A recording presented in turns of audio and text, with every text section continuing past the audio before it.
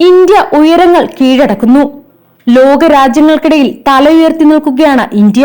അഭിമാനകരമായ നേട്ടങ്ങളാണ് കഴിഞ്ഞ വർഷങ്ങളിൽ ഇന്ത്യ സ്വന്തമാക്കിയത്. ഇന്ത്യയെ വളർച്ചയുടെ പാതയിലൂടെ നയിക്കുന്നതിൽ നരേന്ദ്രമോദി സർക്കാരിനും അഭിമാനിക്കാം.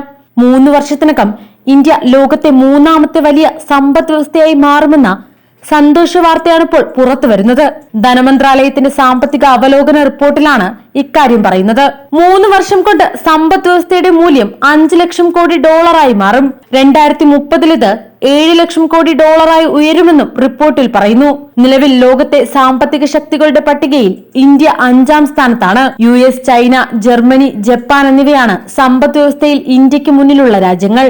ഇക്കഴിഞ്ഞ മാർച്ചിൽ അവസാനിച്ച സാമ്പത്തിക വർഷം രാജ്യത്തിന്റെ GDP 272.41 ലക്ഷം കോടി രൂപയാണെന്നാണ് കണക്കാക്കിയിരിക്കുന്നത്.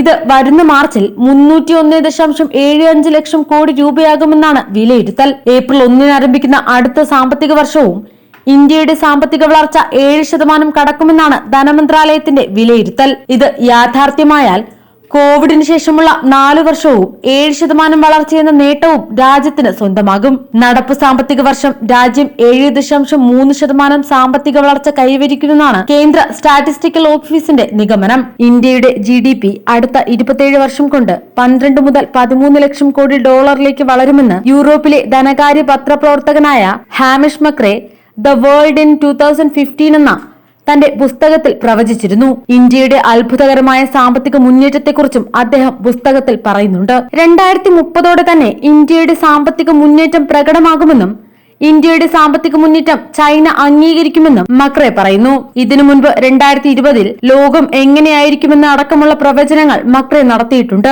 US-നെ മറികടന്ന് ലോക സാമ്പത്തിക ശക്തിയായി ചൈന മാറുമെന്ന ദീർഘവീക്ഷണവും മക്രെ മുന്നോട്ട് വെക്കുന്നു. ഏറ്റവും വലിയ സാമ്പത്തിക ശക്തിയായി ചൈന മാറുന്നതോടെ US-ഉം ചൈനയും തമ്മിലുള്ള സംഘർഷം മുറുകുമെന്നും അദ്ദേഹം പറയുന്നു. America, Europe, China, India, Japan തുടങ്ങി എല്ലാ വമ്പൻ രാജ്യങ്ങളിലെയും നിലവിലെ സാമൂഹിക സാമ്പത്തിക പശ്ചാത്തലങ്ങളും പുസ്തകത്തിൽ വിവരിക്കുന്നുണ്ട്.